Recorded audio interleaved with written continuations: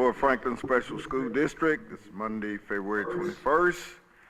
We'll refer to Dr. Treadway to lead us in the Pledge of Allegiance. And after the pledge, if we would remain standing for a moment of silence. Allegiance to the flag of the United States of America and to the republic for which it stands, one nation, under God, indivisible, with liberty and justice for all.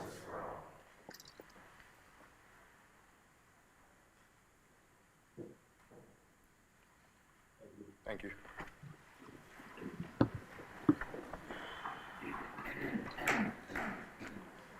All right, recognitions and good news. We have a proclamation in honor of People Transportation Appreciation Day. Ms. Robin Newman. Proclamation of the Franklin Special School District Board of Education. Whereas safe, reliable, comfortable, and efficient pupil transportation and school bus service is an essential component of the Franklin Special School District's vision of excellence in teaching and learning for all, and whereas the dedicated members of the FSSD transportation team provide daily service to approximately 2,000 students, as well as service to hundreds more through field trips, special events, after-school programs, and athletics, and whereas data show that public schools pupil transportation service is by far the safest means for children to get to school and home again, and that each school bus can relieve the traffic burden of the equivalent of 40 passenger cars. And whereas without public school buses, many Franklin children would not have access to safe and reliable transportation to school. And whereas the school bus drivers, bus aides, and support staff of the FSSD Transportation Department display a consistent commitment to safety, efficiency, professionalism, and the health and well-being of our students. And whereas even in the face of an ongoing pandemic, these devoted employees have shown exceptional spirit in continuing to carry out their duties. Now, therefore, we, the Franklin Special School District Board of Education, Franklin, Tennessee, do proclaim March 1st, 2022, Pupil Transportation Appreciation Day, and we would encourage everyone to join in acknowledging the contributions and services of our school bus drivers, aides, and staff.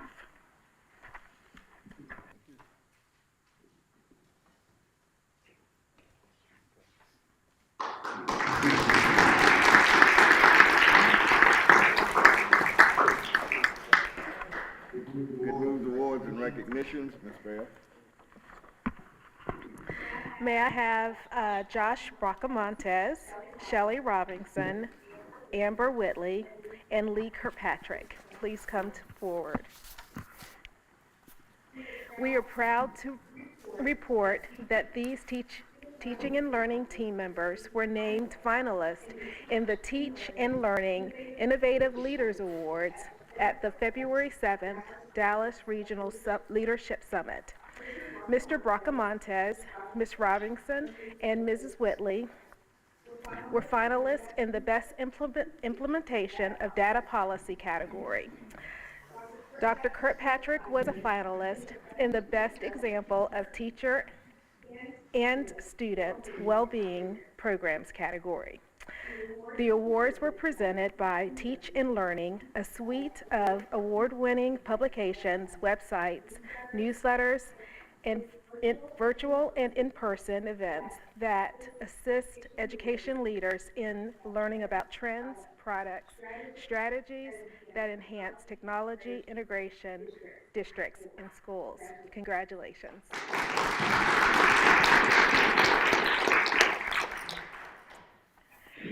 Now may I have Gina Looney, Summer Carlton, and Mary Decker to please come forward.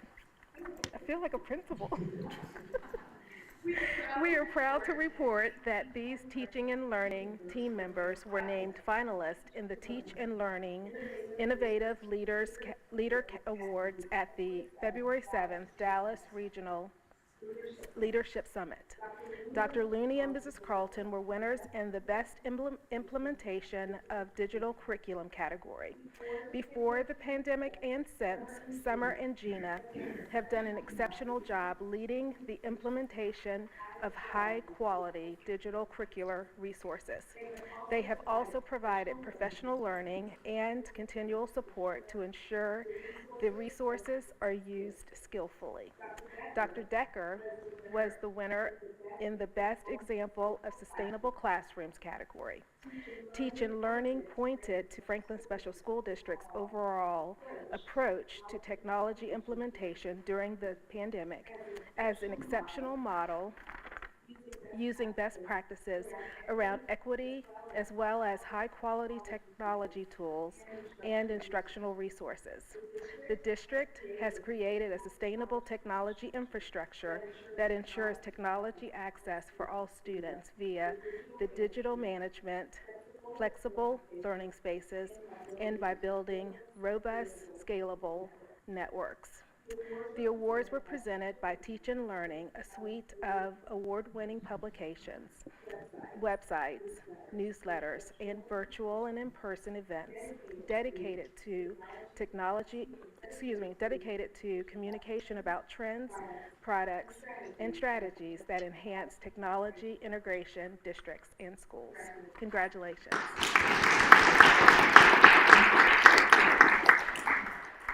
Thank you all very much. Well, public input, is there anyone for public input?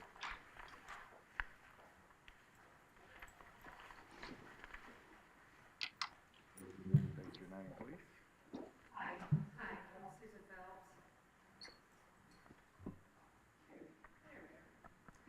Good evening, I'm Susan Phelps. Thank you for letting me address you tonight. I spoke to you in February 2 years ago about the dwindling enrollment numbers at Poplar Grove, asking the board to consider open enrollment for our school. Then the ground fell out from underneath us, so this kind of feels like a full circle moment. Back then, I spoke as the parent of a third grader, the PTO chair for the elementary school, and a substitute teacher. Now I am a middle school parent and an FSSD employee, and open enrollment is a Tennessee law. So I come to you tonight to ask you, Dr. Snowden, and the board to carefully consider how you will determine the number of available seats at Poplar Grove. 2 years ago, we reduced the number of kindergarten teachers from 4 to 3, due to low enrollment. In the middle school, we are down to 3 teachers in both 5th and 6th grades. We have an interim teacher in 7th grade, and if the numbers do not go up for the next year, there will not be a need to replace that position. If you only do the minimum that the law requires by filling open seats based on current staffing levels, Poplar Grove will never get its numbers up to what they once were or what is necessary to sustain middle school extracurricular programs. 2 years ago, I predicted that when my child entered 5th grade, middle school enrollment would be down to 275 students. We haven't reached that mark yet, but we're close at 334, down from 372 in 2019.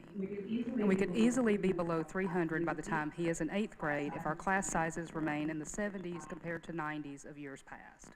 A good example of how these dwindling numbers affect the students is our girls' basketball team. This year's team was comprised of 9 8th graders and 1 7th grader. Who is going to play basketball next year?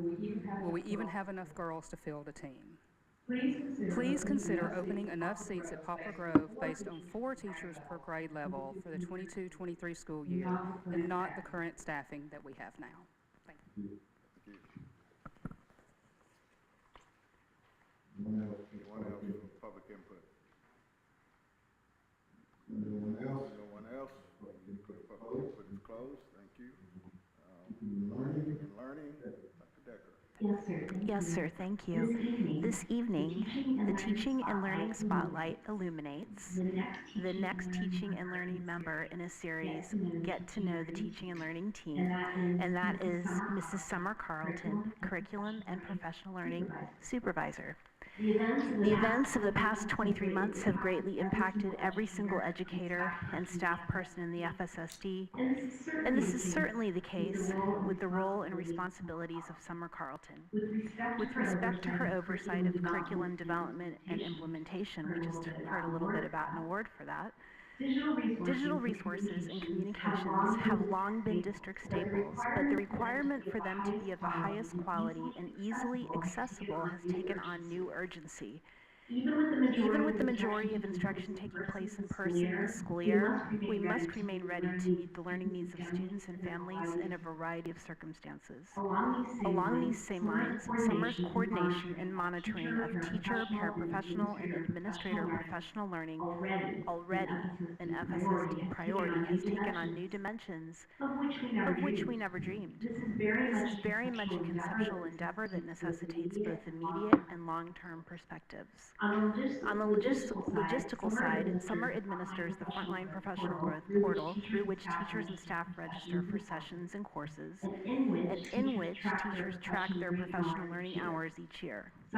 Summer's facilitation of curriculum and professional learning discussions with teachers, paraprofessionals, and administrators is accomplished primarily through the Lunch and Learn, Discuss, and Design process, in which Summer and myself visit each school 3 times a year to meet with a team of teachers, staff, and school administrators. Further, Summer coordinates the professional learning for and support of our school-based math coaches, and she co-coordinates with Dr. Looney the ongoing collaboration between the math and literacy coaches, something that has been increasing in recent years. Based on the Tennessee Department of Education's timeline and guidelines, Summer coordinates the textbook adoption process. We have a math adoption coming up next year. For the most recent core content area adoptions, social studies and English language arts, this has included a day-long caravan during which publishers present the available textbook options to the Textbook Adoption Committee, which is comprised of teachers, school administrators, and parents.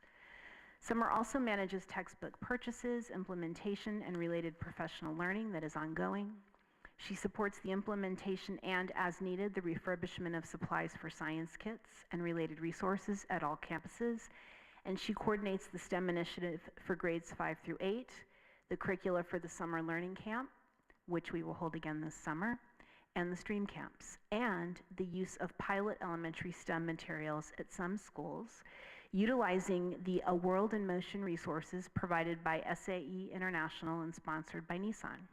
Additionally, Summer regularly collaborates with teachers and school administrators to review and revise curriculum pacing guides, syllabi, report cards, and progress reports. In the aspect of her role connected to federal programs, Summer oversees expenditures and reporting for Title IIA, Teacher and Administrator Professional Learning. She manages local professional learning funds and the Young Scholars Institute budget. Speaking of Young Scholars, Summer assists in the overall coordination of the program as well. That's coming up again this summer too. Finally, Summer is responsible for ensuring state-required annual youth suicide prevention, human trafficking, and child abuse prevention trainings occur at all buildings for all employees.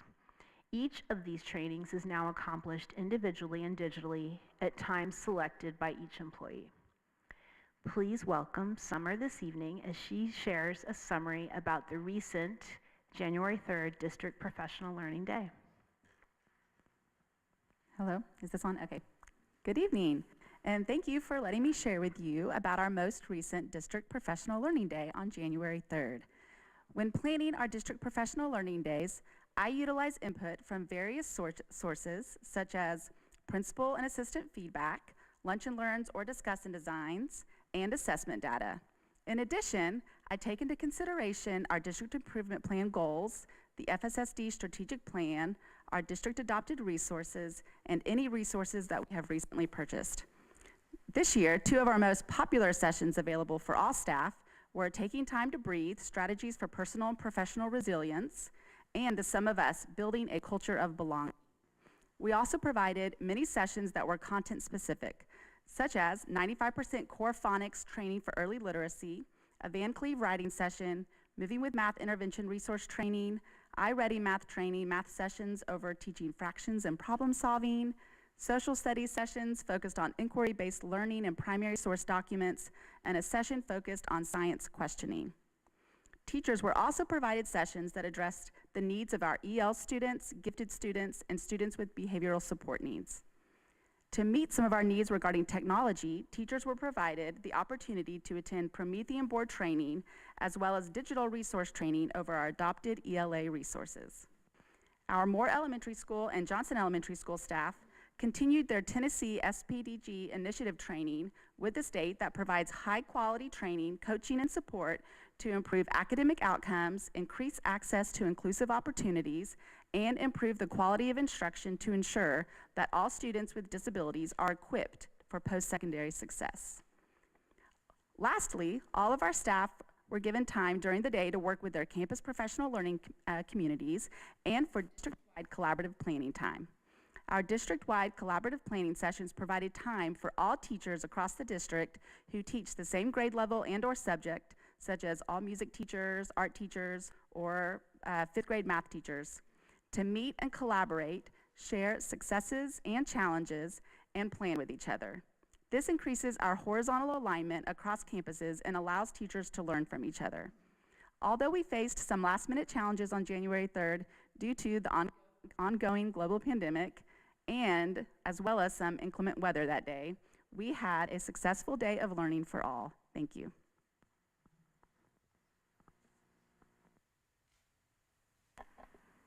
Any questions either of us may answer?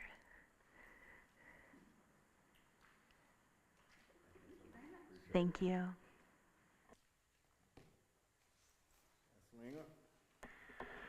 Good evening, everyone. You have your monthly construction report. Seems it gets larger and larger. Now it's 2 pages, single space, 10-point font. If you have any questions regarding that, I'd be glad to entertain those at this time.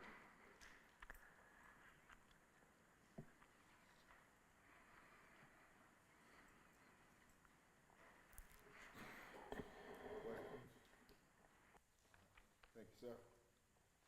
Snowden, COVID report. Yes, we are happy to announce that currently we have 1 student who is excluded for being positive with COVID-19. We currently have no teachers that are excluded due to having COVID-19.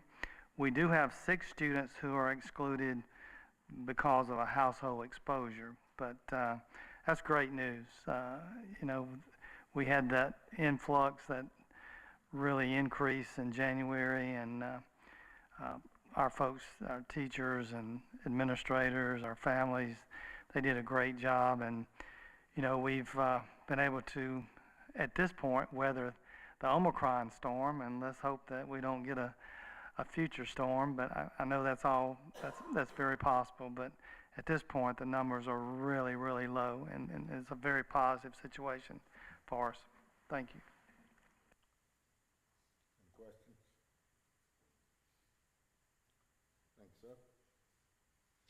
Approval of board agenda. Is there a motion? Motion to approve the board agenda. Second? I second. All in favor? Approved. Approval of consent agenda. Is there a motion? Stillings, second. Newman? All in favor? Approved. Business before the board, Dr. Snowden. Yes, thank you. Tonight's a big night for 24 teachers in the Franklin Special School District who are being recommended for tenure. As we did last year, we have a video that we're about to show you and have the principals introduce each one of their teachers who they're recommending for tenure. So at this point in time, I'm going to slide out of the way and let Mark have this microphone.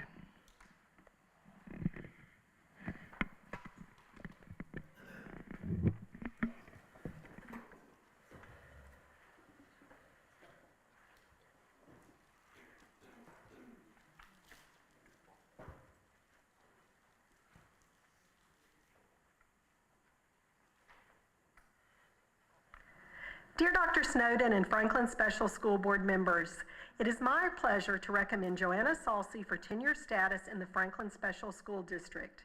Ms. Salsey received her undergraduate degree in broadcasting from State University of New York at Oswego and her Master of Science degree in elementary education from Syracuse University. Ms. Salsey has been a teacher at Franklin Elementary since 2016. She has taught both first grade and kindergarten. Before coming to Franklin Elementary, she taught first, second, and third grade at Sedgefield Elementary in Charlotte, North Carolina. While at Sedgefield Elementary, Ms. Salsey was named Teacher of the Year for the 2008-2009 school year and the 2011-2012 school year.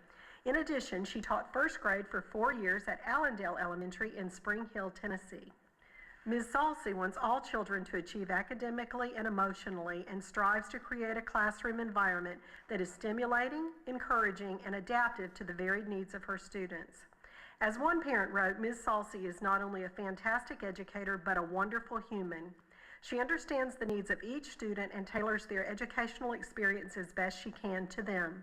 Her heart for children and education are something to be admired. I like to joke that I would have loved for my son to have her until he went to college.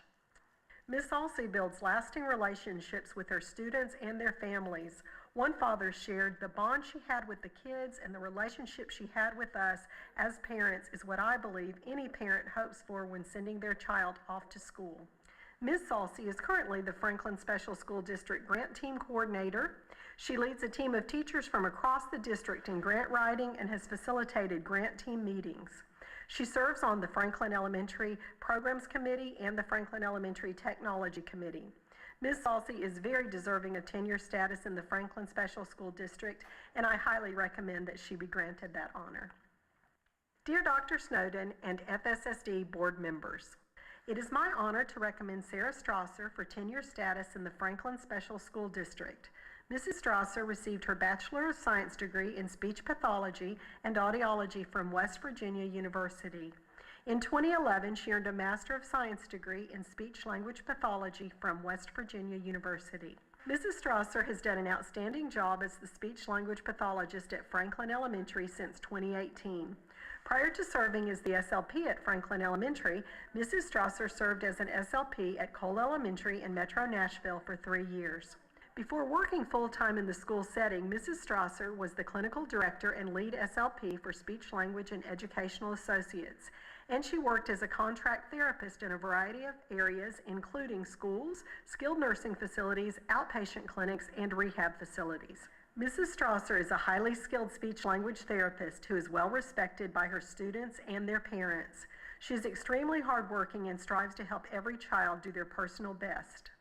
One parent wrote about her son, "We cannot tell you how thrilled we are with his development over the past 2 years and with his ability to use words to express his thoughts and feelings. We feel blessed that he will be able to continue to work with you in the future." Another parent wrote, "This year I received the most valuable gift, the gift to be able to communicate with my son and the ability for him to talk and play with his friends. For that I am so grateful." A mother shared, "Thank you for believing in our girl. Thank you for supporting her and helping her find her voice. Watching her grow and learn to express herself has been a beautiful, though sometimes frustrating experience." Mrs. Strasser leads the special education team at FES and is highly regarded by her peers. She regularly presents meaningful, enriching professional development to the Franklin Elementary faculty and staff. Mrs. Strasser is an exemplary SLP, and I recommend her to receive tenure status without reservation. Dr. Snowden and FSSD board members, it is with great honor that I recommend Kara Kendall tenure status in the Franklin Special School District. Mrs. Kendall is one of our amazing deaf educators at Johnson and has completed her 5th year of teaching. Mrs. Kendall began her teaching career as a special education teacher at South Marshall Elementary in Benton, Kentucky. And before coming to Johnson Elementary, she taught special education at Westwood Elementary in Fairview, Tennessee. Mrs. Kendall's dream of becoming a deaf educator has not only been her passion, but a true calling. She grew up in a school district where the deaf and hard of hearing students in the county were based out of her elementary school. In 2nd grade, she was placed in a classroom with 4 deaf and hard of hearing students, and that is when her passion for deaf education was born. Kara is a native of Indiana and received her bachelor's degree in deaf education pre-K through 12 and malintervention K through 12 from Ball State University in Muncie, Indiana. She also had the opportunity to study 1 year on the campus of Indiana School for the Deaf, where she was immersed into the deaf and hard of hearing culture. Mrs. Kendall goes above and beyond for her students. She has helped the families of her students secure rent assistance through RaceWorks and other agencies. She has worked with our social worker to arrange doctor's appointments for her students with qualified interpreters. She along with the deaf and hard of hearing team, also have a celebration party every year for her students and their families at Pinkerton Park. Mrs. Kendall contributes greatly to the culture and climate of Johnson Elementary. Our whole school has embraced our deaf and hard of hearing students by learning sign language to communicate with them. Kara and the DHH team appear on morning announcements to teach our JES students and faculty words and phrases that are relevant to the school content. The areas around the school building are labeled with pictures showing the sign for their area. Kara also leads the DHH team in weekly PLCs that are specifically designed to meet the needs of their students. She conferences with interpreters to reflect on their strategies and how she can best support them in the classroom, and collaborates with classroom teachers to offer support on how they can meet the needs of the deaf and hard of hearing students in the classroom. Her leadership is evident as she has also developed and led professional development for the DHH team during summer break. Many of our teachers have also been inspired by Kara to learn sign language, and they are using sign to teach vocabulary and content in their classroom, was no surprise that she was overwhelmingly chosen by her peers to be our Teacher of the Year for 2021-2022. Mrs. Kendall is a wonderful example of an exemplary teacher and meets all the requirements to be granted tenure. Thank you. Dear FSSD Board of Education, this letter is to offer my complete support of Lauren Cochran as a candidate for tenure. I've had the honor of working with Ms. Cochran since August of 2019. Over the years, I have come to know her as an exceptional art educator. She uses her artistic talents and gifts to inspire and bring out the very best in her students. Her classroom is a place of wonder, creativity, and fun. Students are encouraged to take risks and are taught how to use an artist's lens. Students who participate in her before-school art club love being able to start their day in a creative setting. She is always looking for ways to grow as a professional and is currently pursuing her doctorate of education in curriculum and instruction. Ms. Cochran has served as a member of our trauma-informed school team since the very first year of implementation. She has been an integral part in the planning and delivering of professional learning to staff on trauma-informed practices. She is also the primary handler for our school's amazing facility dog, Star. Because of her willingness to care for Star, our students and staff are able to experience all the joy a facility dog brings to a school family. Ms. Cochran is an exceptional art educator who embodies the FSSD mission. She is committed to excellence in teaching and learning for all. Congratulations. Thank you. You're welcome. Dear FSSD Board of Education, this letter is to offer my complete support of Dr. Julie Innamorato as a candidate for tenure. I've had the honor of working with Dr. Innamorato since August of 2019. In this short amount of time, I have come to know her as a thorough, dedicated, and energetic academic interventionist.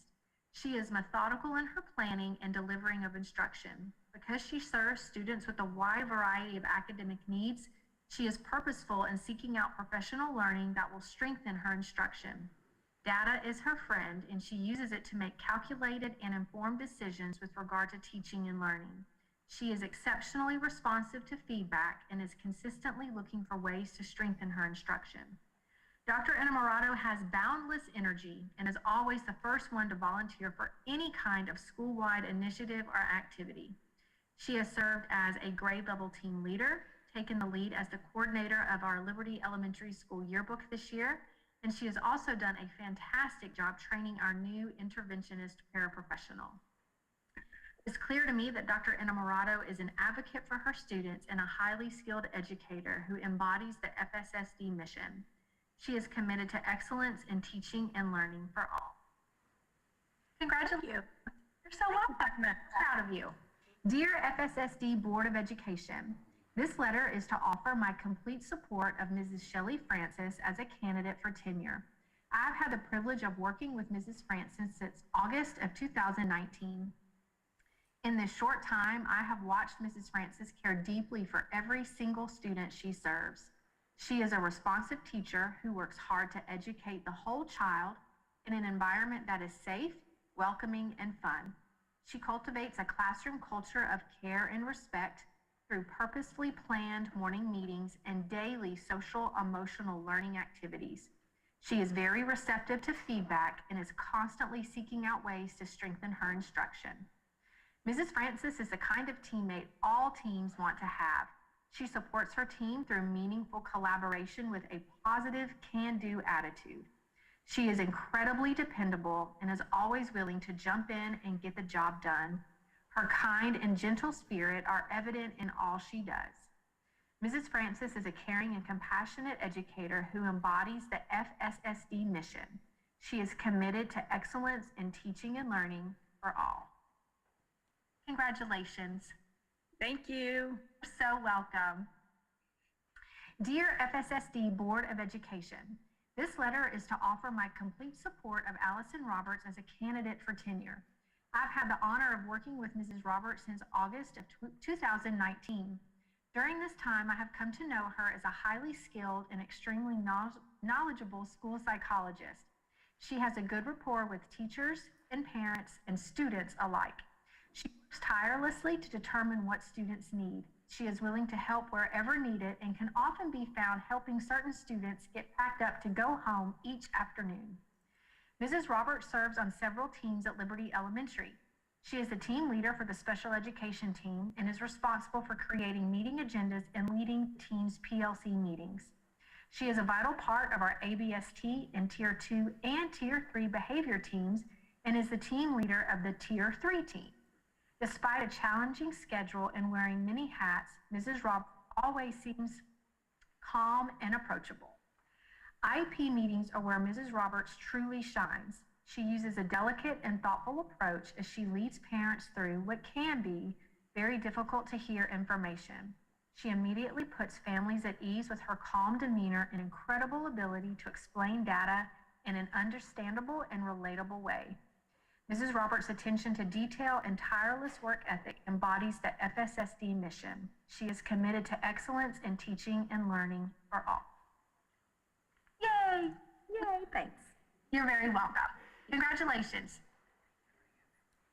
Dear FSSD Board of Education, this letter is to offer my full support of Ms. Gianna Wynn as a candidate for tenure. I've had the privilege of working with Ms. Wynn since August of 2019. During this time, I have enjoyed watching Ms. Wynn enthusiastically and passionately teach her English learners. Her lessons are based on student data and are purposefully designed with students' needs in mind. She has a true gift for creating a classroom environment where students feel safe, respected, and supported. Student growth is celebrated and honored in her classroom. The students she serves absolutely know that they are loved. Her positive attitude and kind spirit are well known throughout Liberty Elementary. Ms. Wynn demonstrates a growth mindset by showing a willingness to learn new programs and strategies. She is always eager to implement those programs and strategies into her classroom. She is willing to take risks and seeks feedback from both administration and colleagues. Ms. Wynn is truly devoted to this profession and embodies the FSSD mission. She is committed to excellence in teaching and learning for all. Congratulations. Thank you. I'm going to try not to... I'm really going to try not to cry, but thank you. You're very welcome. Congratulations. Very proud of you. Dear FSSD Board of Education, this letter is to offer my complete support of Mrs. Joy Stevens as a candidate for tenure. I've had the privilege of working with Mrs. Stevens since August of 2019. She is a gifted and talented speech and language pathologist. The love she has for her students is evident in all she does. Her therapy sessions are based on data and are always tailored to meet the very diverse needs of her students. Lessons are highly engaging and reflect her extensive knowledge in her field. She has a gentle way about her when talking with families during IEP meetings. She has a remarkable ability to expertly and thoroughly explains student reports and data in a way that is understandable to families. She always provides families with practical speech and language strategies they can easily implement in the home setting. Mrs. Stevens is also a member of the Liberty Elementary Fund Committee. She helps plan staff activities and events that strengthen our school's culture and create a sense of family. She is well known in our building for being a positive and uplifting staff member. She offers words of encouragement and support to all. Mrs. Stevens is a caring and highly skilled educator who embodies the FSSD mission. She is committed to excellence in teaching and learning for all. So congratulations to you. Thank you so much for those kind words. Oh, you're so welcome. Very deserving. I'm proud of you. Good evening, Dr. Snowden and FSSD board members. It is my honor to write this recommendation for Colin Henson to receive tenure status in the Franklin Special School District. Colin has acquired 2 degrees from Middle Tennessee State University, a Bachelor's of Science in Physical Education, and a Master's of Education in Administration and Supervision. Colin has been an educator for 8 years. He began his teaching career at Marshall Elementary, where he taught physical education for 2 years. He taught PE for a year at Forest School and a year at both Winstead and Trinity Elementary. He joined the FSSD family at Moore Elementary in 2018 and has been teaching PE here for the last 4 years. Colin has served children in other capacities as well. He has been both a football and baseball coach for 4 years. At Moore, Colin has helped lead our Eagle Jump Force jump rope team, our MES walking club, and our annual 4th grade walk along the Natchez Trace. During the 2019-20 school year, he created a Best Buddies chapter at Moore. Last year, Mr. Henson was the lead physical education virtual teacher at MES. He has also played an integral part in establishing our nature playground. In addition, he has served on both our school's advisory council and building leadership team. We are so glad Colin is part of our physical education program at Moore. His leadership skills and expertise in his field are a true asset to our school. He builds great relationships with both students and parents, and the children enjoy learning from him. He excels at modeling expectations and giving high-quality academic feedback to students so they can successfully master the skill or concept being taught. Colin is a valued member of the Moore family. He has proven to be an asset to our school and community. Colin Henson meets all of the requirements to be granted tenure. Good evening, Dr. Snowden and FSSD board members. It is my honor to write this recommendation for Jessica Rosenthal to receive tenure status in the Franklin Special School District. Jessica began her teaching career in Arlington Heights, Illinois, where she taught 2nd and 5th grade. She moved to Nashville in 2015 and substitute taught in Metro Nashville Public Schools and FSSD. We were blessed to hire Jessica at Moore in 2016. She has taught 1st, 3rd, and now 4th grade with us this year. With all of her experience, she has now taught every grade 1 through 5. Ms. Rosenthal has a Bachelor of Science degree in elementary education with a concentration in psychology, an ELL endorsement, and a middle school endorsement in general and biological sciences, social science, and language arts. Jessica has served Moore Elementary in a variety of ways. She has been a team leader, member of our diversity committee, a consistent United Way after-school tutor, hosted a student teacher from Belmont, and taught in FSSD's summer learning camp this past summer. Ms. Rosenthal was also nominated as Moore's Teacher of the Year for the 2020-2021 school year. It has been a true joy having Jessica at Moore. She is a highly effective teacher, and her students thrive under her guidance. She provides a student-centered, inviting learning environment where her children feel safe to learn, make mistakes, and grow. For several years, she has embraced ELL students in her classroom who flourish under her care. Jessica excels at implementing whole brain techniques and ensures that all of her students feel successful. She is also a wonderful collaborator and a valued member of her 4th grade team. She always rises and meets any challenge that comes her way.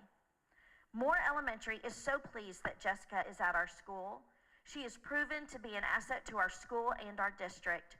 Jessica meets all of the requirements to be granted tenure. Good evening, Dr. Snowden and FSSD board members. It is my honor to write this recommendation for Jane Barnes to receive tenure status in the Franklin Special School District. Ms. Barnes has earned a bachelor's degree from MTSU in K-12 physical education and a master's degree in physical education and sport from Cumberland University. Jane has been a PE teacher for 8 years. She began her teaching career at Tullahoma High School, where she taught PE for 2 years and was also the assistant basketball coach. Jane then transitioned to FSSD, where she taught PE at Poplar Grove Elementary for 4 years, computer lab at Poplar Grove Middle for 1 year, then moved to Moore this year as a PE teacher. She is currently the Poplar Grove Middle coach for cross country and girls basketball. Jane has already proven to be an asset to our physical education program. Her positive, kind, and calm personality enables her to seamlessly develop relationships with students and teachers. She is a team player and has been very helpful developing the vision of our PE program. She excels at planning fun and engaging lessons that are meaningful and relatable to her students. Her passion for working with children and seeing them overcome challenges and excel is evident. Moore Elementary is so happy that Jane joined our family. She has proven to be an asset to our school and district. Jane Barnes meets all of the requirements to be granted tenure. I would like to offer my complete support of Ginger Colvette as a candidate for tenure. I've had the pleasure of working with Mrs. Colvette for just over 5 years, observing her as a teacher and a leader. The instruction she provides stretches far beyond the curriculum standards she teaches. Ms. Colvette builds lasting relationships in her classroom and equips students with the academic and life skills they need to be successful. She challenges students to think in different ways, encourages them to push themselves, and sets high expectations for them as students and community citizens. As students are supported by her, they are consequently supportive of each other, and they feel safe attempting new challenges. Behavioral struggles are unheard of in Ms. Colvette's classroom because she employs a management system that garners respect while yielding high yet achievable expectations for all. Most importantly, students know she cares not only about their academic gains, but also about them as a whole person.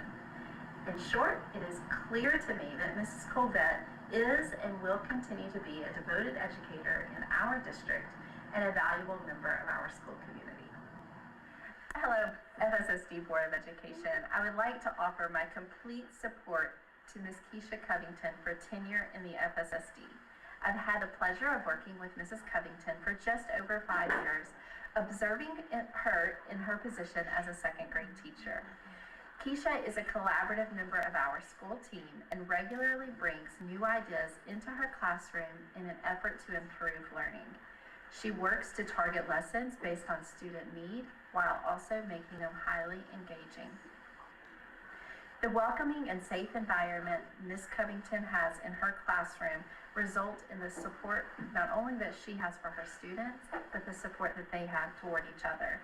Ms. Covington is a respected teacher with a natural gift for educating children. She uses visuals throughout her lessons to aid in understanding, and this practice, in addition to subject-specific instructional strategies, makes learning both meaningful and fun for the students in her classroom. I have no doubt Keisha Covington will continue to be a devoted educator. Her commitment to excellence, her work ethic, are both sure to be assets to the students of the FSSD and all professionals who interact with her in years to come. It is for this reason and many more that I nominate Keisha Covington for a candidate for tenure in the FSSD. Hello, FSSD Board of Education. I'm so excited to recommend Miss Brittany Knoll for tenure in the FSSD. She came to us from Williamson County just over a year ago and has already forged strong and lasting relationships with her students and their families. Her innovative thinking and solutions-oriented approach are tremendous assets to our special education department and our school. Ms. Knoll has so many strengths she brings into the classroom. She's always willing to help others and is equally as open to feedback related to her own professional growth. Her positive attitude breathes life into our school and elevates the climate of our building. She has quickly become a treasure at Poplar Grove and is a valuable member of our school community. I have complete confidence Brittany Knoll is going to continue to be an amazing educator and mentor to students. She is a devoted teacher whose commitment to excellence and strong work ethic are sure to be assets to the FSSD in years to come. I would like to recommend Dr. Megan Blonder for tenure status in the FSSD. She came to us as a school psychologist from Shelby County Schools just over a year ago and is the ultimate professional. Dr. Blonder never hesitates to research things she has a question about and provides detailed reports to families. She is meticulous with the testing and data collection she conducts, and she fully recognizes the serious nature of her work in determining eligibility for student services. Dr. Blonder brings many strengths to her position. She is an integral part of our academic behavior and support team. And in addition, she is always willing to serve as a thinking partner with teachers and discuss their student needs, and her organizational skills are top-notch, to name a few. It is my pleasure to recommend Dr. Blonder for tenure in the Franklin Special School District. She is the utmost professional and committed educator. I'm happy to recommend her. Good evening, Dr. Snowden and members of the board. I have the distinct honor of recommending 3 outstanding educators for tenure in the Franklin Special School District this evening. First, Miguel Alvarado. Mr. Alvarado began his teaching career in Florida as a 5th grade science teacher.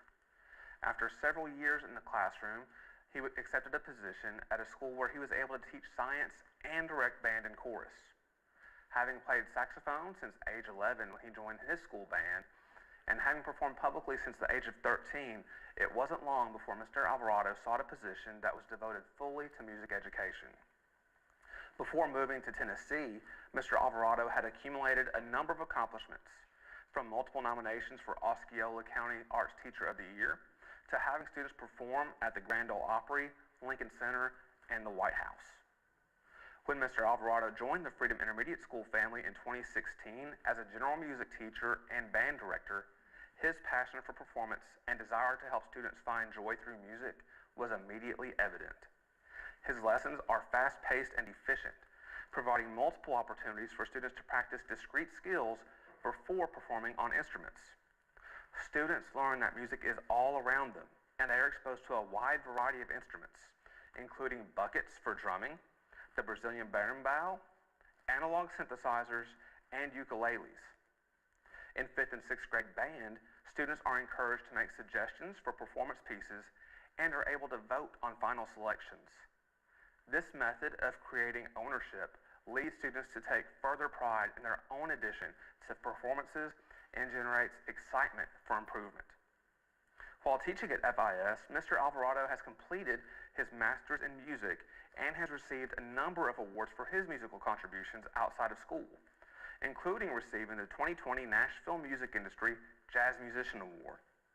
His awareness of the power that music can have on children has led him to start an after-school band opportunity so that even more students can have a chance to learn an instrument and gain the experience of performing in a group.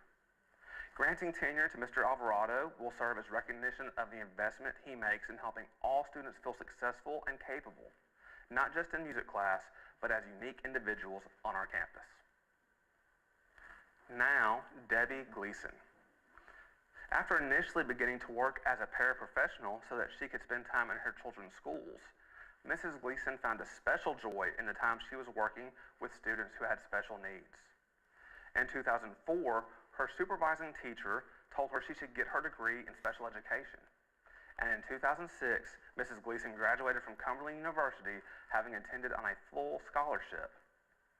Mrs. Gleason worked as a special education teacher in Williamson County until she came to Freedom Intermediate School in January of 2016. Since joining the FIS family, she has served as an inclusion teacher in 5th and 6th grades and has taught pull-out classes for English language arts and math in both grades as well. Mrs. Gleason has also served as a homebound teacher for several students when they were unable to attend school in person. Her high expectations and heart for seeing students succeed lead her to be a champion for all the students she interacts with, regardless of whether they are on her caseload. Mrs. Gleason is committed to providing supports, scaffolds, and celebrations for her students, all while keeping them focused on greater academic and personal goals. It is common for her to stop by the office or to grab us in the hallway to share her excitement about an accomplishment a student achieved that day. That same excitement certainly impacts her students' enthusiasm for learning as well. The manner in which Mrs. Gleason approaches her work throughout the year is a benefit to her students and her colleagues, and I'm proud to recommend her for tenure. Finally, Emily Valadez. Growing up in the Franklin Special School District, Coach Valadez was influenced by the physical education teachers she learned from, especially Coach Bernard Jones, who for her was a mentor. Upon graduation from Tennessee Wesleyan University, Coach Valadez taught at Curry Ingram Academy for 1 year, where she worked with students in grades kindergarten through 4th. She then returned to Tennessee Wesleyan University as the women's lacrosse coach. She served in that role for 3 years and was recognized as both the Appalachian Athletic Conference and National Women's Lacrosse League Coach of the Year for 2015. In 2016, the call to work with children couldn't be ignored, and she returned to the Franklin Special School District, where she was hired at Freedom Intermediate School. Coach Valadez's students experienced lessons not only learning physical skills, but the mechanics of the body that impact them. Those skills are then applied to games where students further investigate strategy and use critical thinking to not only play the games, but also provide feedback on their own performance and that of their peers. Lessons also include concepts from across the curriculum, including all content areas, which makes the lessons even more relevant for her students.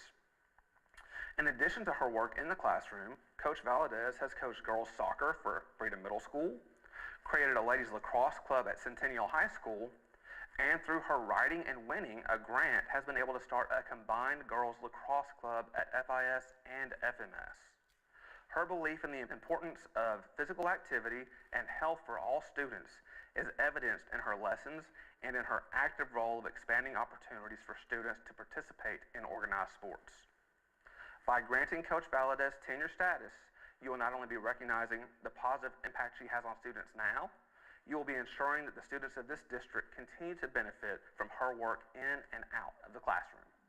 Hey Shannon, I wanted to just tell you that I'm excited for you and our other teachers that are getting the opportunity to receive tenure, and I'd just like to congratulate you and read to you the letter that I provided to the board recommending you for tenure. So I said to them, "It is with great pleasure that I'm writing to recommend Ms. Shannon Barnes for tenure in the Franklin Special School District. Shannon is a skillful instructor that does an outstanding job providing her students access to the content standards. Mrs. Barnes' knowledge of the Science 8 standards and curriculum is outstanding. The knowledge she brings to her Science 8 team plays an integral part in their instructional planning and implementation process. Shannon is always willing to engage in professional discussions that encourage reflection on our practices and procedures in middle school. Shannon's ability to hone in on the academic standards that best prepare students for what is to come in high school and beyond is incredible. Ms. Barnes provides consistency to her students and colleagues through her attendance, instruction, and collaboration. I'm so glad to have Ms. Barnes as a colleague at Freedom Middle School, and again, I recommend her for tenure in the Franklin Special School District without reservation. Congratulations, Shannon. Anything you want to add? Thank you so much. I'm just happy and thankful to be here. Hey, Alicia, just wanted to congratulate you on getting tenure. We're just so proud of you and your colleagues that have reached this really important moment in your time in FSSD, and I just want to take a second to read the letter of recommendation I wrote to the board on your behalf. So bear with me.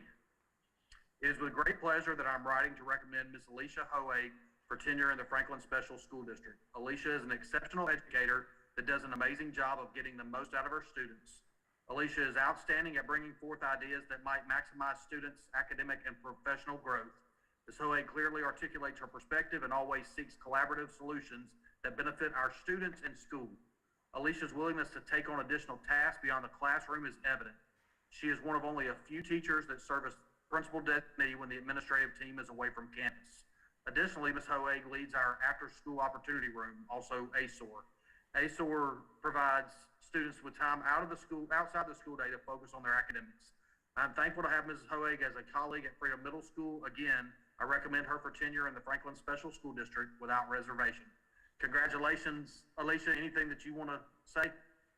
Yeah, I just want to say that I feel so blessed and so fortunate to finally be a part of a school district where my family has been a part for a long time, and that I feel so supported from the very top down by FSSD, from the board to my school administration. I feel so supported, and I know that everyone else does too. So I just want to say thank you from the bottom of my heart. This is truly home for not only me, but for my whole family. So thank you for all the work you put in, and I'm grateful for you. Awesome. Well, I hope you have a good rest of your day, and again, congratulations. Thank you. Ms. Simmons, congratulations on receiving tenure. It's a big honor, and we're proud of you. We appreciate what you bring to our building. I'd like to just briefly read the letter that I would read at the board meeting if we were doing this in person, recommending you for tenure. And so if you'll bear with me. It is with great pleasure that I'm writing to recommend Ms. Sarah Simmons for tenure in the Franklin Special School District. Sarah serves as our ELL Students Coordinator with passion and focus.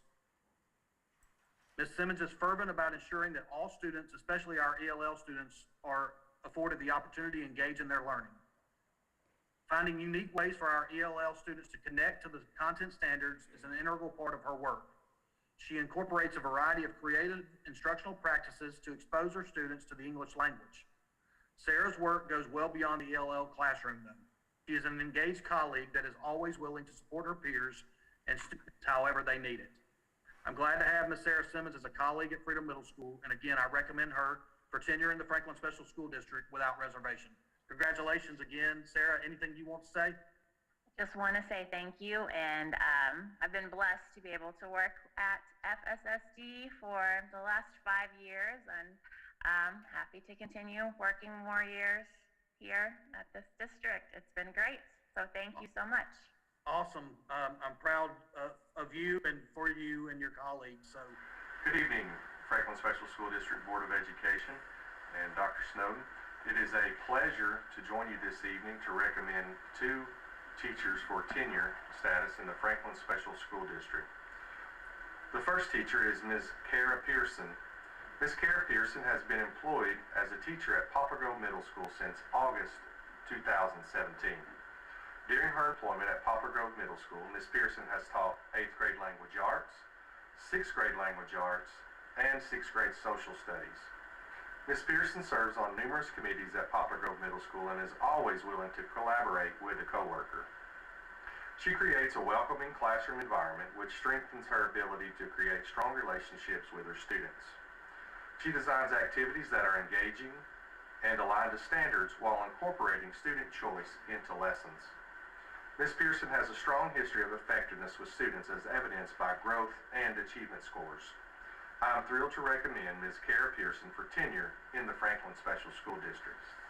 The next teacher I am recommending for tenure this evening is Ms. Lisa Onasitis. Mrs. Onasitis has been employed as a teacher at Poplar Grove Middle School since August 2016. During her employment at Poplar Grove Middle School, Mrs. Onasitis has taught 7th grade language arts and currently serves as the talent development teacher. She holds certifications in middle grades 4 through 8, gifted education, and elementary education K through 6. She has high expectations for her students and provides differentiated support to ensure her students meet her high expectations. Mrs. Onasitis' lesson design and implementation embedded thinking and problem-solving opportunities for her students. She has a strong history of effectiveness with students as evidenced by growth and achievement scores. I am thrilled to recommend Mrs. Lisa Onasitis for tenure in the Franklin Special School District. Thank you.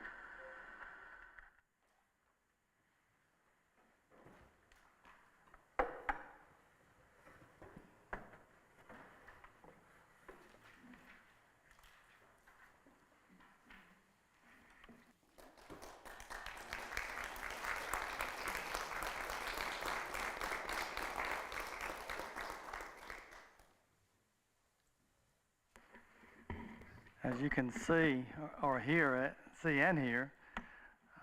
from the letters by principals, the things that they had to say about these 24 individuals, they're very talented and very dedicated, and we're very proud of them.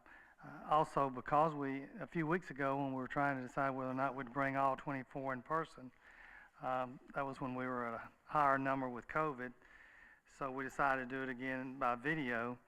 But they may have missed out on a reception, but they did receive a gift today. Each teacher that was being recommended for tenure received a beautiful box of pastries as well as a potted plant for their desk. So we hope that obviously we hope they enjoyed the food, the snacks, but we hope they will enjoy the plant for their desk as well. You received copies of the letters that the principals read. For your review, we also have documentation of attendance, summative evaluations, and other information in the Human Resources Department if board members would have liked to review those, as we had told you earlier. Also, an additional background check has been conducted within the past few months on each person eligible for tenure. As we said earlier, this year we have 24 teachers that are being recommended, and we highly recommend those teachers for your consideration for tenure. Thank you, sir. Appreciate that. Is there a motion to approve?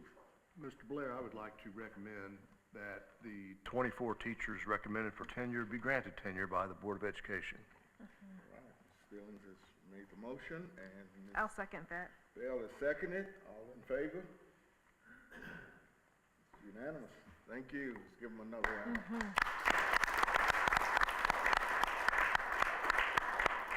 Please give them our thanks, Dr. Snowden. Thank you. Hopefully they're watching tonight. Dr. Snowden? Yes, item number 2, approval of central office, Item number 2, approval of central office complex construction, Phase 1B and Phase 2. Phase 1B includes most of the site work for the entire project and the interior work on the maintenance and transportation center. The projected construction cost of the MTC Phase 1A and 1B is $6,042,918, of which $1,540,800 is the previously approved projected amount for Phase 1A. Phase 1B does require Planning Commission approval, City of Franklin Planning Commission approval. The projected cost of Phase 2, the central office building, is $21,694,299.11. Boy, they're getting it close with 11 cents. So, down to the pennies. The projected cost of the original approved Phase 1A and the projected cost of Phase 1B and then Phase 2 were presented and discussed at the board retreat on January the 22nd. We certainly appreciate the board's questions and discussions during that presentation. The City of Franklin will view Phase 1B and Phase 2 as one single project, and both will require, as I said earlier, approval by the City of Franklin Planning Commission. Wold HFR Design would like to present plans to the Planning Commission on February the 28th for the possible approval on April the 28th. This timeline should provide an appropriate transition for Nabholz as they finish up the gym and pack, begin Phase 1A, and then move into Phase 1B and Phase 2. The Nabholz team will continue to conduct value engineering on all 3 projects as they work to provide the district with a guaranteed maximum price in the future. The administration recommends approval of Phase 1B and Phase 2. All right, thank you, sir. Is there a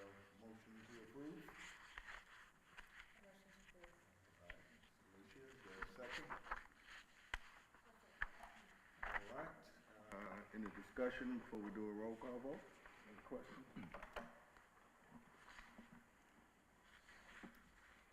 I had a question. Is the design plan that's going to go to the Planning Commission for approval, is that the plan that we discussed at the board retreat, the central office design and the maintenance and transportation design? That's Okay. correct. There haven't been any changes to that at this point. No.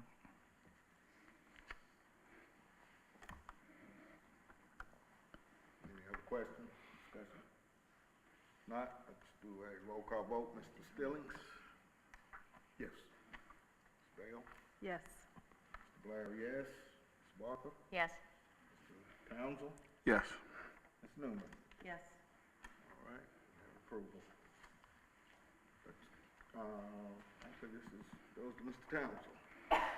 All right, thanks. We're going to talk now about the Director of Schools performance. And the way we go about that is, once the receipt of the State of Tennessee's report card is concluded for the year, the Director of Schools prepares a State of the System report. That's given to all of us on the board, and that serves as the Director of Schools self-evaluation. And it specifically addresses progress in each of the areas of performance measurement. And as we'll all recall, in order of importance, improvement of student performance, that's the highest. Next is effective management of the district's resources. Third is executing on the board's vision, and fourth is providing the highest level of internal and external communication. With that, all of us board members submitted our scores. Of course, the highest scores tossed, lowest score tossed. This is in terms of individual objectives. And then if anyone doesn't score an area, that's removed from the calculation, and each area is averaged. Then by all those four averages, we add those together, and that produces the total composite score. With that, Director of Schools, we determine what percentage of his bonuses he get. And I'm happy to report, as usual, he did a great job, and his score was, out of 100, a 98.25, so 98.25%. That, of course, makes him eligible to receive 100% of the bonus pool for his performance, which is equal to 10% of his current salary. So with that, I make the motion to approve Dr. Snowden's performance for 100% of the bonus pool available based on the composite score of 98.25, which is equal to 10% of Dr. Snowden's current salary, as set forth in the performance goals approved by the board for the 2020-2021 year. I'll second that motion. Okay, Ms. Townsend makes a motion, Ms. Newman second. Discussion? Questions, comments? I think someone else might make a discussion, but again, we do this. We have the opportunity to talk to him if we have any questions. It's rigorous, yet the score is still quite high. And again, it's a testimony to Dr. Snowden and, of course, the administrators and everyone else, the students, but we look to him as our one employee that we manage, and once again, knocks it out of the park as far as we're concerned, with a score of a 98.25 out of 100. Any other comments? When we were needing to send in our information, that morning I heard something from John Maxwell, and if you'll give me a second, I just want to read it to you. It says, "A leader shows up early before others, goes out front, and is highly visible during a crisis. Why? Because that is when leadership is needed more than any other time." And we have seen this for Tim and those who brought Dr. Snowden in. They've seen that over 22 years. I've seen that since 2013 when I've served. And I just want to say each courageous step that you make, we really appreciate. All right. want to say that I think I mentioned this last time, I appreciate the report that we get from Dr. Snowden that goes over everything that we've done, and we can all agree 2021 was an unusual year, and to still meet the goals and the desires that we've set and that we want for all of our students and staff is a testament to your leadership and your perseverance and your willingness to stay with the ship and not, let it go down, which it didn't go down. It sailed on beautifully.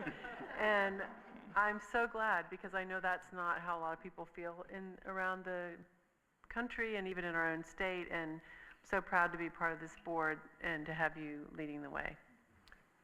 I think 98.25, isn't that the highest that you've ever scored? It might be. Keep on improving, David. Good job. We'll do our best. Any other comment? Discussion. All right, we have a motion second. All in favor? Approved. Thank you, sir.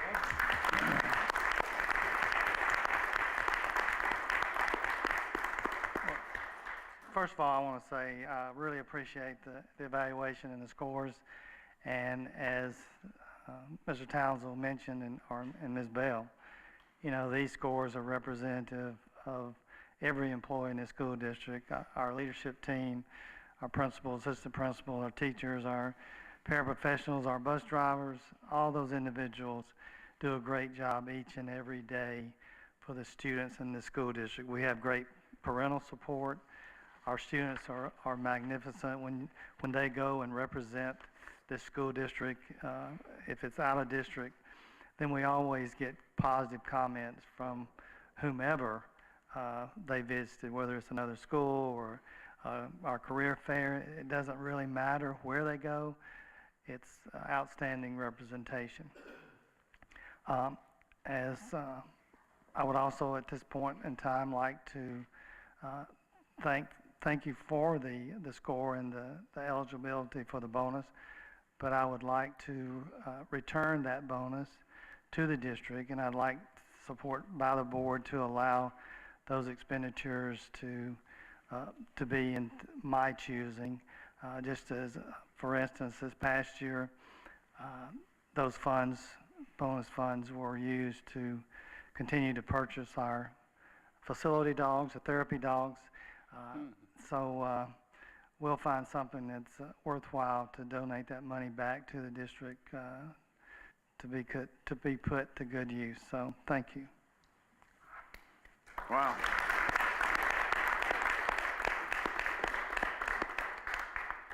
Kevin would like a therapy dog too. I need one. I do want to announce next steps, and that's for the board to meet in a work session, ideally prior to the first budget work session, to revise performance objectives for the 2022-2023 year. And if Carol, if you'll send out some possible dates for us all to consider, I'd appreciate it. And I say that because that's business, but again, it blows me away, Dr. Snowden, when you do that. This isn't the first year you've done it, and I don't know if we've been calculating how many times you've done that. Well, that's an enormous gift to the district. We really do appreciate it. Well, one more time, I've got to give you a round of applause.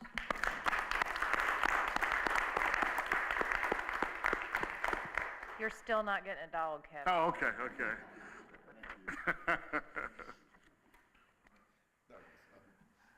Item number 4, policy revision, interscholastic athletics, 4.301. This is the first reading. This revision requests adding Harpeth Valley Athletic Conference, HVAC, to the listing of bylaws that will be followed with our sports team, as well as we fall under that conference for girls softball. There are no other changes requested to this policy. We recommend approval of first reading. All right, is there a motion to approve?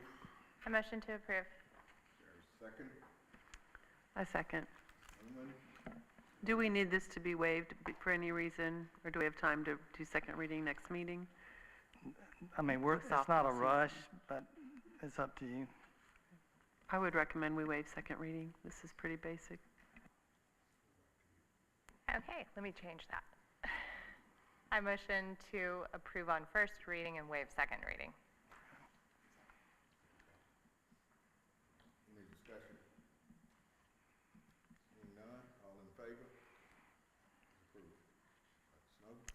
Item number 5, policy revision, teacher tenure 5.117. This is also a first reading. This policy updates, removes number 6 under additional guidelines for earning tenure, a background check within 6 months prior to tenure being granted. State law requires all employees to be fingerprinted at least every 5 years of employment with the district, as Tennessee Code annotated 495413. Additionally, FSSD Board Policy 5.108 states that current employees shall report being charged with any criminal offense to their immediate supervisor within 72 hours of the offense. Removing the background check requirement from the tenure policy will allow all employees to complete their background checks on a 5-year rotation throughout their employment with FSSD while eliminating the potential for duplicate checks in the same year based on our current policy in adherence to both the 6-month from tenure and the 5-year check as required by law. We recommend approval of the first reading. Motion to approve?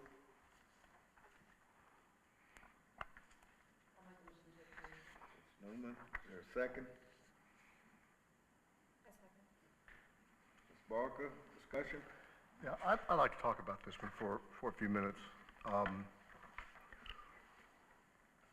Does fingerprinted as required by state law equal background check as what per our policy? It's a part of it. Ms. Duke, you want to respond to that as well? Okay, so when they say they're fingerprinted, that is a background check. Okay. I think it was in 2008-9, the FSSD tightened up our tenure policies. We wanted to make it not a rubber stamp. We wanted to make it difficult to achieve tenure and not to distract anything from what we did earlier this evening. But it seems like over the past couple of years, the state has hijacked, for lack of a better term, our ability to set our own tenure requirements. So I think that's a discussion that we ought to have somewhere in a work session to get back to the point of making it very difficult to earn tenure within the FSSD, more difficult than at any other school district in the state is kind of what I'm getting at, like we originally intended it for it to be. But one of the elements that we put in there was an additional background check just prior to. And there's probably some room within the policy that is to be amended that would still provide a, excuse me, a near-term background check, such as maybe you get one prior to receiving tenure, and that starts your 5-year cycle over. So, you know, I'll vote to approve on first reading, but let's think about that between now and next time about how we can tighten up not only this, but tenure requirements in general and take back what really should be our set of criteria. Would you like for us to work with TSBA and because their attorneys also can help us craft policy? Probably not. Okay. You know. I mean, they'll do whatever we, you know, kind of ask them to do. Yeah. Well, Were we trying to eliminate with this teachers who had their 5-year check and then they find out 9 months later they're going to be approved, so then they have to go get another one done? So.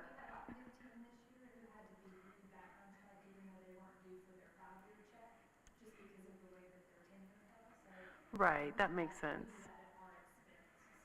Okay. When So they it's no change- extra expense to the teacher? Okay. When they change the requirement for earning tenure from 3 to 5 years, and then they go back and say that every employee has to receive a background check every 5 years, then it's going to always coincide with the earning of tenure and then having another background check. So once they change the law, then we think that, you know, for a person, and let me go back and say also, we have a very rigorous expectation for our teachers and the tenure process. I'm not saying we have any more requirements than other school districts, but I do think we expect as much or more than any school district in this state. And principals, we talk about accountability, we talk about expectations, we talk about evaluations constantly. So I think that, well, I know that our teachers who earn tenure have really earned tenure. And this was just to help alleviate the opportunity or putting them in a position of having 2 background checks within just a few months of each other. We felt like that was overkill to some extent, especially with the law that says that if you are convicted of a criminal offense, you have to notify, or charged with a criminal offense, you have to notify your supervisor within 72 hours. And if you don't, that could be a termination offense. So, but I certainly don't mind going back and taking a look at the requirements and having Ms. Duke take a look at it, but I do think that our expectations are extremely high. We have a motion, we have a second. Any other discussion? Not all in favor? Unanimous, thank you. Dr. Snowden? Yes, item number 6, policy revision, reactivation, COVID sick leave, 5.3023. This is a first reading. The previous adoption of this policy expired as of December 17th, 2021. Due to the negative impact our personnel continue to experience with this illness, this extension request adds a possible additional 5 days to paid leave due to a positive diagnosis of the illness of the employee, for a cap of 10 days paid leave for the fiscal year. As you are probably aware, the Omicron variant has been much more contagious, and we are aware of many FSSD employees who contracted COVID even though they were fully vaccinated and had received a booster. Currently, we have had 165 employees who have contracted COVID since January 1st, 2022. We do recommend approval of this as a first reading. And I will say this, and not that the leave is going to impact me, but I was fully vaccinated and also boosted, and during the Christmas holidays, I contracted COVID. So this is something that, even with vaccinated and boosted, Omicron did not care. It had no, it didn't recognize that, well, let me say this. My symptoms were very mild, so I think that had I not been vaccinated and boosted, it could have been much worse. So I'm not saying the vaccination and the booster did not help, but it did not prevent me from getting COVID, as well as it didn't prevent a lot of our employees. And so we think this is the right thing to do for our employees because they were showing up for work and doing what they could to function in their role and responsibility. And we do think that the reactivation of this is certainly appropriate for our employees. Is there a motion to approve? Move to approve. Stillings, get a second. Okay, I was actually hoping we could waive second reading, but he's already had it. So if his motion dies, can we try it again?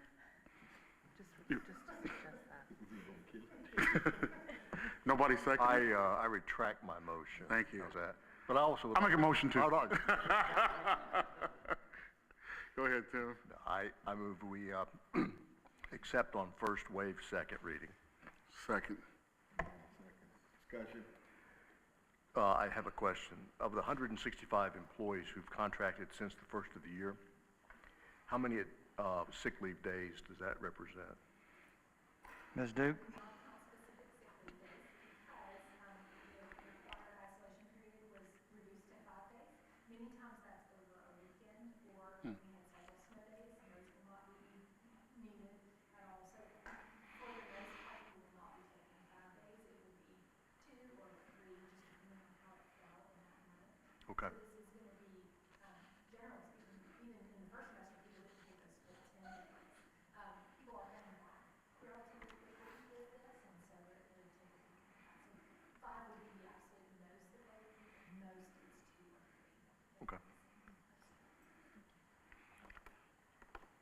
Questions, discussion? Discussion, I would say this, I'm so excited that this is on the table, and I hope we all vote for it. You hit now, I'm not gonna say any more. That people came to work every day and to deal with this, and the Omicron variant got people who vaccinated and boosted. So taking care of people who did all they could possibly do. So I'm excited this is on the table. That's it. All right. A motion and a second. Any other discussion? All in favor? Hang on. Sure. This does represent a monetary investment by the district. We should have roll call. Starting with Ms. Newman. Yes. Mr. Townsend? Yes. Ms. Barker? Yes. Ms. Blair, yes. Ms. Bell? Yes. Yes. Mr. Stillings, yes. Approved. Thank you, Mr. Stillings. Dr. Snowden? Thank you for approving that and going ahead and waiving. I know our employees, those that have contracted COVID and had to be out sick, I know they will certainly appreciate this. Item number 7, policy revision transfers within the system 6.206. This is a first reading. The revision follows with amendments to Tennessee Code annotated 49.2.128 and additional language from TCA 49.6.31.13, which is effective for students beginning with the 22-23 school year. With new legislation, districts must post open spaces in each school by grade, class, and program level and provide an open enrollment period for consideration of movement from the zone school to a school of their choice. TSBA has provided a model policy for updated language and incorporation into our existing policy. As noted by the double asterisk in line 17, this policy is not effective in the event of a federally mandated desegregation order, and which we've been under, the F. Franklin Special School District has been under a federal desegregation order since 1971. Even though we have continually sent documentation struggling to attain unitary status, that means you are released from any court oversight. We haven't been able to do that, so we're still hopeful that that will occur in the near future. Also, based upon legal counsel, this new law is not intended to create any additional financial burden on school districts. In other words, space, seat availability should be based on current staffing needs across the district and in each school. We have been working and will continue to work with principals over the next 3 to 4 weeks to determine how many seats may be available, if any, in each school as we prepare to post those seats. The tentative plan is to post the number of seats available on or before March the 14th. The open enrollment period will begin April 1st and run through April 30th. Also, I provided you a copy, even though we've had a transfer policy. Some people may not have known this, but we've had a transfer policy in this district since 1998. And the following are the current in-district school in-district transfer by each school. Franklin Elementary has 15 students that are zoned somewhere else but attend Franklin Elementary. Johnson has 17 students. LES Liberty has 7. Moore Elementary has 10. Poplar Grove Elementary has 20. Poplar Grove Middle has 20. FIS has 1, and FMS has 2. There are several other reasons why, if you look at building capacity for this enrollment period, it could create a lot of different elements. As we often discuss during our budget, students don't come in blocks of 20. So in looking at teacher-student ratio, slight movements could create a situation where more teachers have to be hired when even small transitions occur. For example, if we're tightly scheduled in elementary school, a few students moving from a different grade level in one school to another school could not be enough to completely lose a teacher in that school, but could cause a number in the receiving school to go over the state or district teacher-student ratio and facilitate the hiring of a teacher.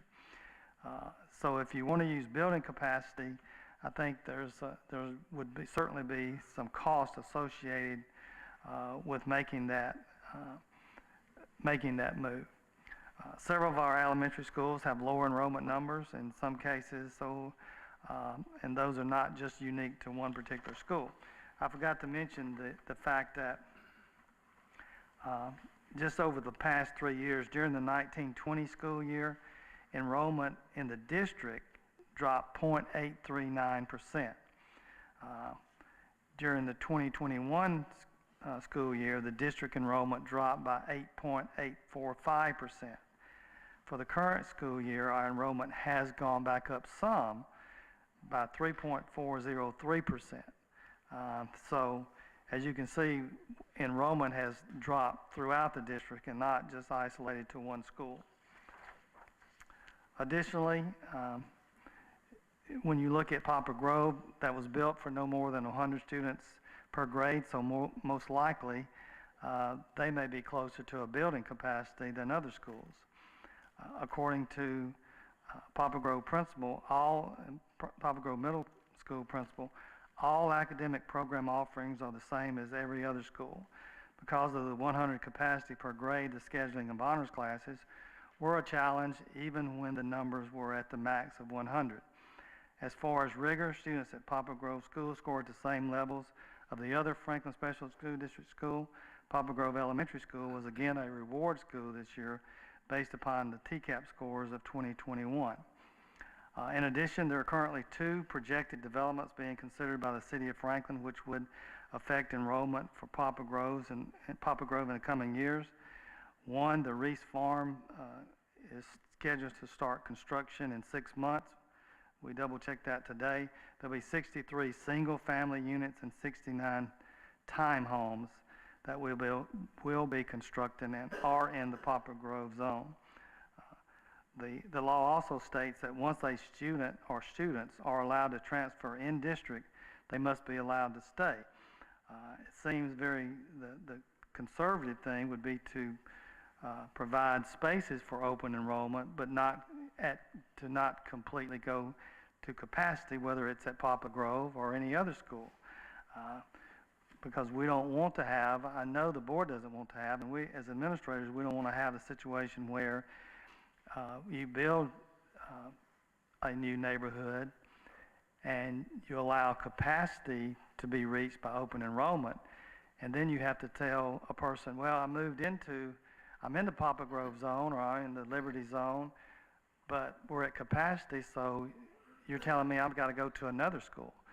So that's a consideration that I think is very important, that you leave some space for growth opportunities.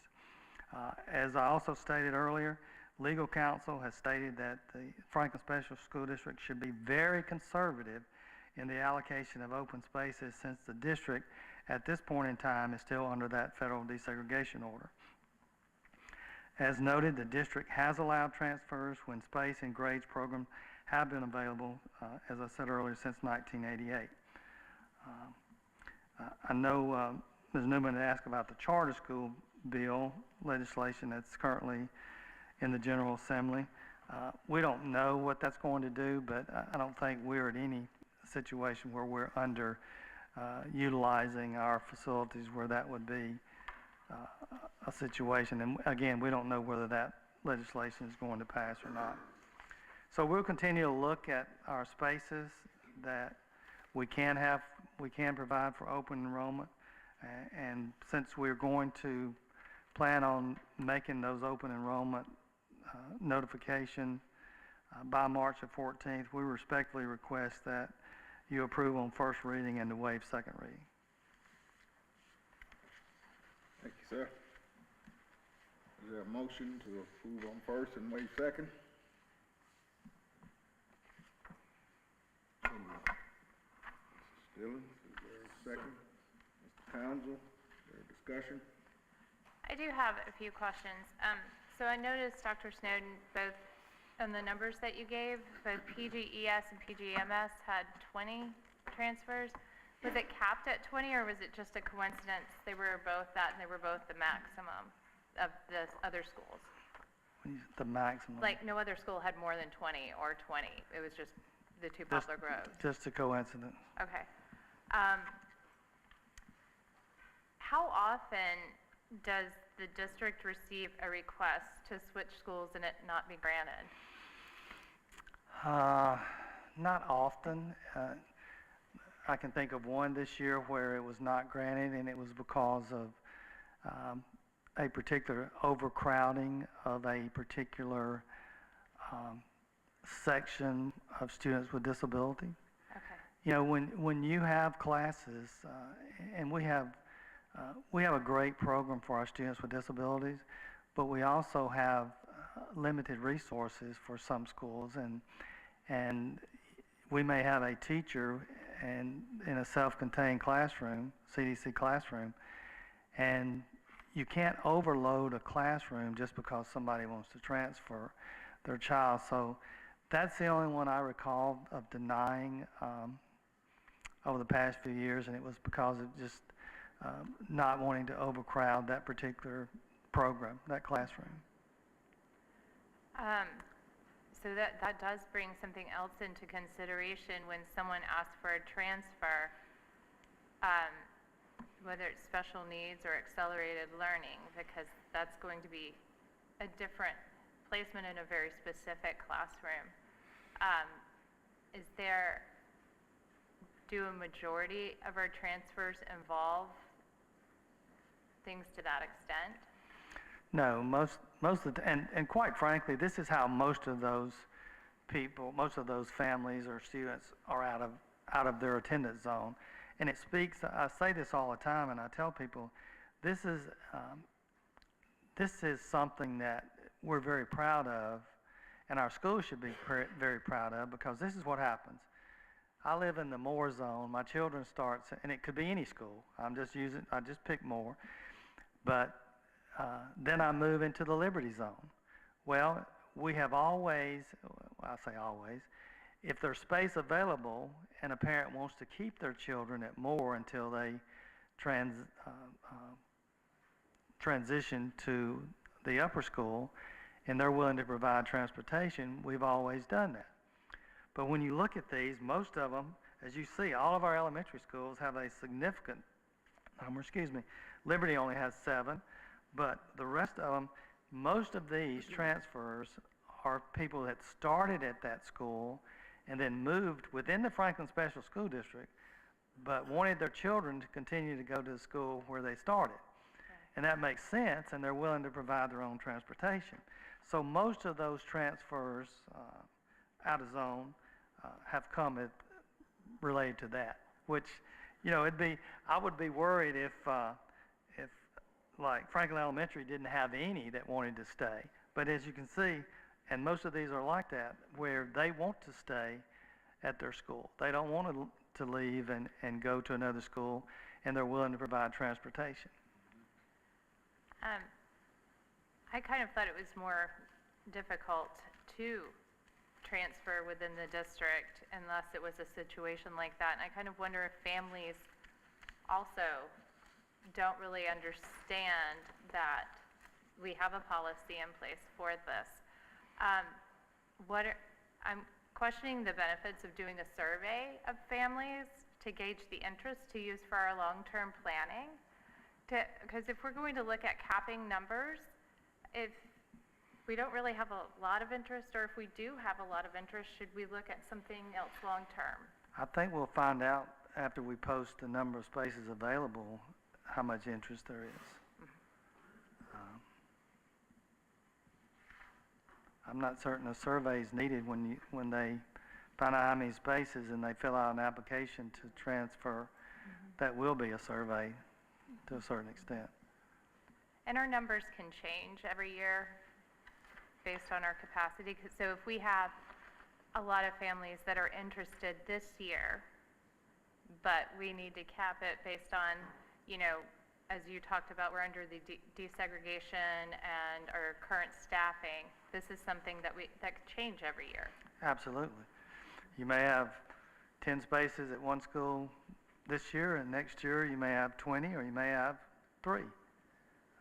Just depends. And also, it's my understanding, and I know Ms. Newman and Ms. Bell attended TSBA, and I think I know there's consideration of changes in this legislation. So I don't know what that will be in the future. How, if any, they will change this legislation. Okay, I would be very interested in just hearing how many wanted to switch but were denied possibly, or if any were, if we had enough capacity currently to accommodate. When you say capacity, what do you mean by capacity? Well, I mean, based on what you're saying, based on, not changing staffing and based on what we've got now. Yeah, as soon as we get those numbers, we'll convey those to you. Since we already had a policy like this somewhat in place where we did transfers, is this new law the only way it's changing for us is that now we have to declare how many seats we have at each school? Since we've already let people do that, is that the biggest change you see with this new policy? Because we've let people do that, like you just said. I went to more, I moved to another zone, I went to more. So now is the biggest difference we're going to say, hey, we've looked and we know you can take 3 people to go to this school if you wanted to. Is that the biggest difference you see at this point? That's the biggest difference. Okay. And parents will know that they'll have to transport their own child if that's what they choose, which I think would make a big difference on who decided to do it or not. Well, yeah, and there's a concern there. Some people may not have the capability of transporting their child. So that means that possibly families of low socioeconomic status maybe only have one vehicle, or they don't have, they depend strictly on bus transportation, then they won't even apply for a transfer. So that's another element, and it goes back to that federal desegregation law. How is that going to look when students are transferred? If the only people that are transferring would be the upper socioeconomic status group, then that could be looked upon by courts as something that's unfair.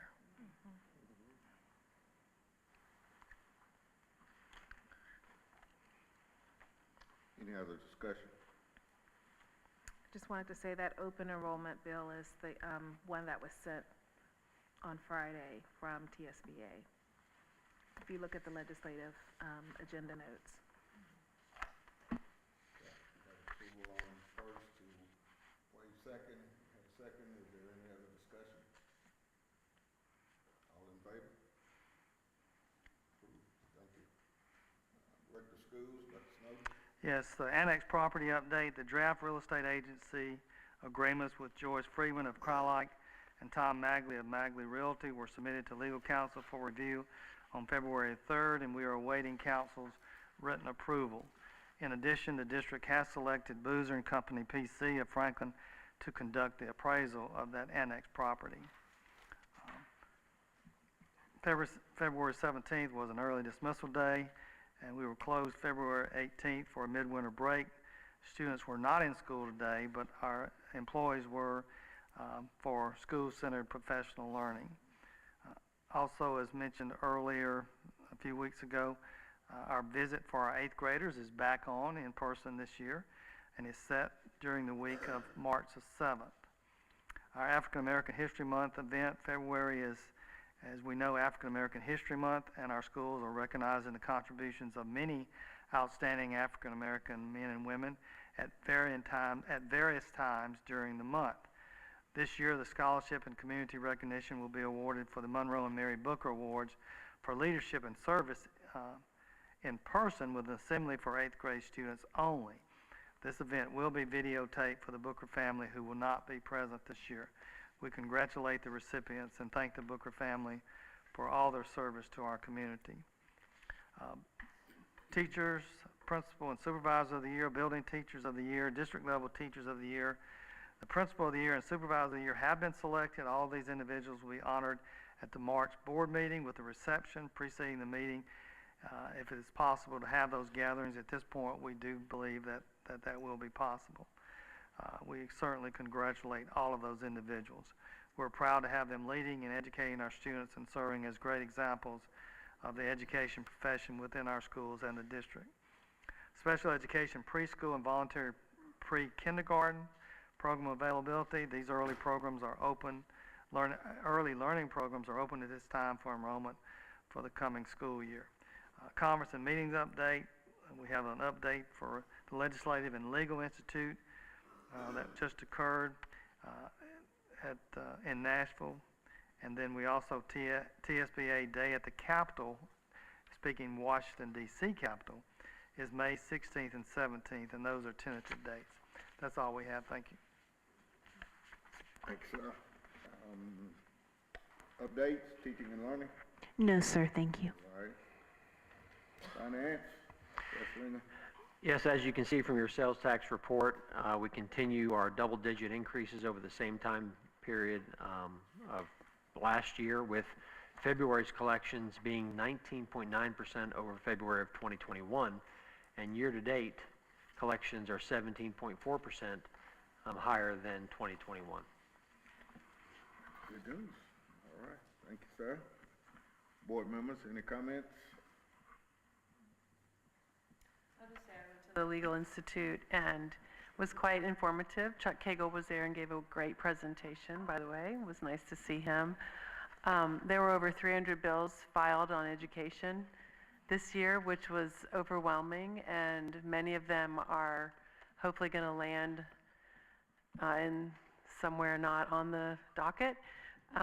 Many of them were quite micromanaging, and they encouraged us that a lot of those bills won't get much traction. But there's a lot of outside groups and parent groups and other groups trying to file and push legislation, which was a little concerning, honestly.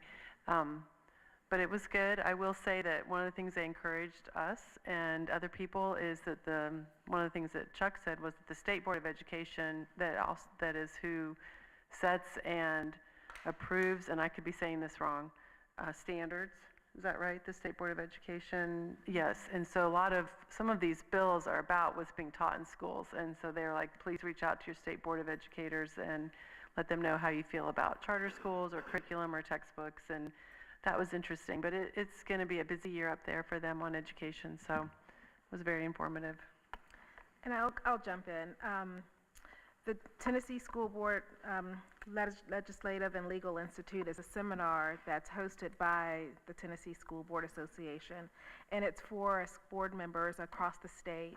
It focuses on not just legislative and legal issues, but it allows us an opportunity to come together, and for those who aren't able to have their representatives come in their district, like we have the good fortune of doing, to go and see their representatives. And one thing that was very interesting for Robin and I was the fact that there were so many school board members that were there. I was very appreciative of that. I'm very appreciative that we do have two of our state representatives, Senator Jack Johnson, as well as House of Representative Sam Whitson, who have come into our schools to read to our children. And we do have access to our state representatives, but one thing that I always like to make mention with the micromanaging that Robin mentioned, it's very important for them to hear from our teachers and from Dr. Snowden, who I always make sure everyone is well aware of, is our longest tenured school board director of schools.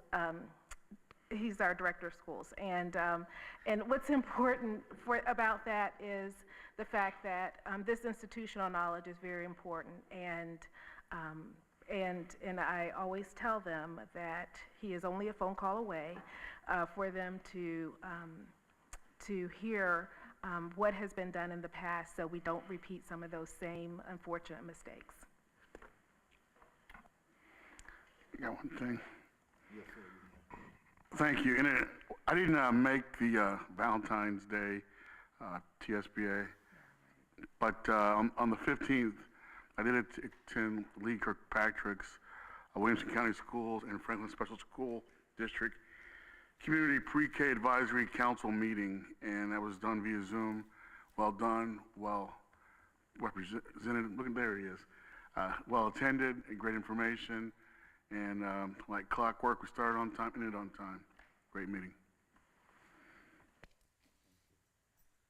I'm sure we all great time attending schools on School Board Appreciation Week. I don't know where you went, but I'm sure everyone had a great time doing that. I certainly did.